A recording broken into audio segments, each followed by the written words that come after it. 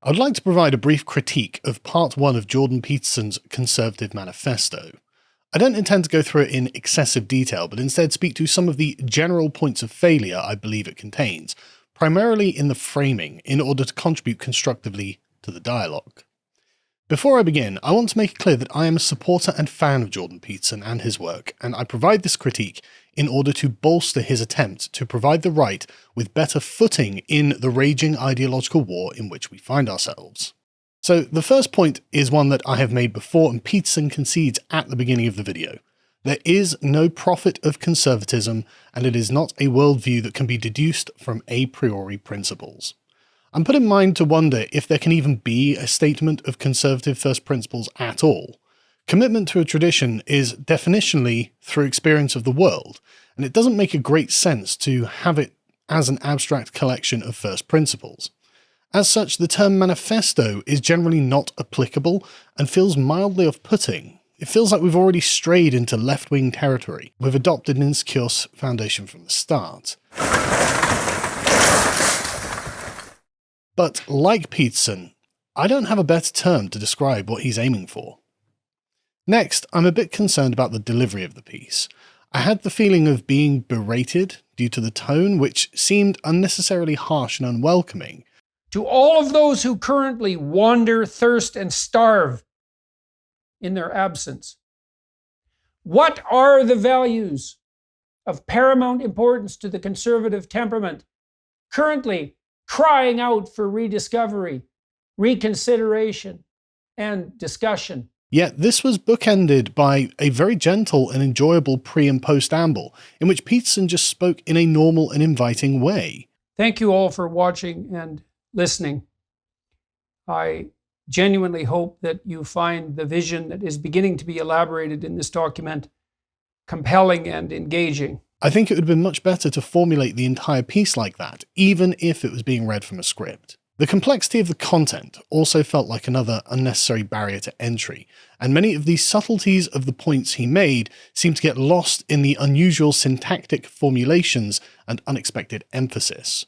Peterson is usually a very clear speaker, so it was surprising that on this occasion he chose to be so opaque. Near the beginning of the video, Peterson lists 12 values that he believes conservatives should consider and advance. These are humility, liberty, autonomy, truth, agency, identity, merit, responsibility, tradition, community, stewardship, and justice. I don't, in the abstract, disagree that these are things that we should value, but I'm concerned about their collection. They appear to be quite disparate and brought together without any definitive through line that connects them all. I'm also concerned that these are all grounds on which the left has a definitive claim, and can up the ante to absurd levels in order to outdo the conservative on each point. Also, several of these values are essentially synonyms, and others appear to be antonyms. What is the substantive distinction between responsibility, stewardship, and tradition, or autonomy, agency, and merit? These things seem so tightly bound up with one another that they perform the same functions. Also, do we want community or do we want autonomy? These are at odds, and a commitment to one destroys the other. Truth and identity are often not close friends either, as the cultural myths that form identity are often not based in literal truths. Can anyone really claim to be autonomous in any kind of society? This value seems to actually be Rousseau, speaking through the mouth of Peterson, and appears to be the opposite of what a traditionalist might actually be looking for: a secure and meaningful place within a healthy community. Truth is a particularly thorny issue, and philosophically there is no consensus on what truth itself actually is. Peterson defines it as the act of engaging in open and good faith dialogue. This, I would suggest, describes a good method for the pursuit of truth, but doesn't actually resolve what truth itself is, and there are many competing theories on the subject that I won't get into here. Then we come to the questions of social conservatism. Do we really need to stand on the ground of liberty, autonomy, and agency? These are actually well-secured fortifications for left-wing thought, and they can characterize any bond of obligation or natural barrier as a form of oppression, from which one must be liberated in order to fully express their autonomy and agency.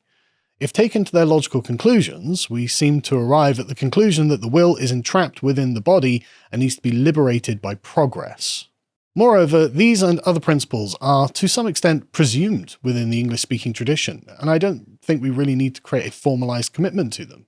The problem I feel is that we need to properly articulate what it is that lies beneath these presumptions. Why is it that we presuppose them? And what is conservatism anyway?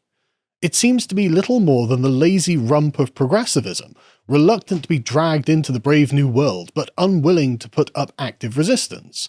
The very term conservatism seems to imply that progressivism consists of an irresistible magnetic force that is breaking down our world, and the conservative places himself in the position of someone who consents to the destruction, just not too quickly. It concedes that, in fact, the progressive is right in principle and just wrong in practice. I felt that too much of this manifesto was aimed at countering the left, and so that it centered leftism when it should have centered its own generative principles instead.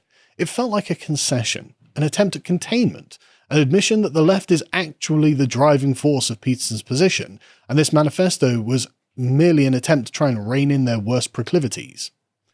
If conservatism can formulate its desires from first principles, how is it any different to progressivism exactly? A conservative philosophy surely cannot identify what it wants a priori, because traditions are a consequence of action and understood only a posteriori, as in through contact with the world. Conservatism also seems to be used interchangeably with the term traditionalism, which can actually exist contentedly without reference to leftist ideology, and so I think this is probably the stronger term to adopt. Given how much of the left's gains have been down to subversion of language, I do feel that we need to concede as little ground as possible in every circumstance. Peterson also dedicated a significant amount of time to declaring a commitment to the free market. Indeed, much of the manifesto seemed to be mostly rooted in Enlightenment rationalism that seems little different in content to Reaganism. I actually don't think it's terribly useful in the 21st century to have a commitment to those forces which actually seem to have been one of the root causes of the problems. Do we need more capitalism and free trade?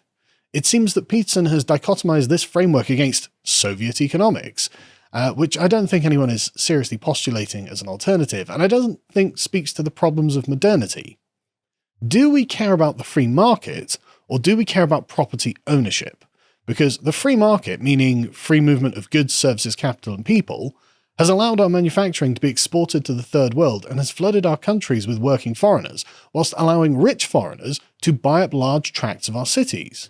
It's no surprise that this has compressed the prospects of our own native working classes, artificially depressing their wages by forcing them to compete in a buyer's market for labour and causing house prices to skyrocket to unprecedented levels.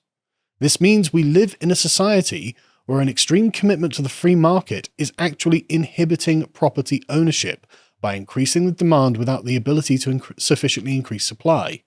I think this ideological commitment to the free market is anachronistic and simply feeds further into the neoliberal narrative that brought us to this point. But instead, if we begin from the position of being in favour of property ownership, we can ask what factors are acting as barriers to a person's ability to acquire property and start outward from there on the assumption that people already have a right to dispose of their property as they see fit. We should be asking why people can't access property in the first place.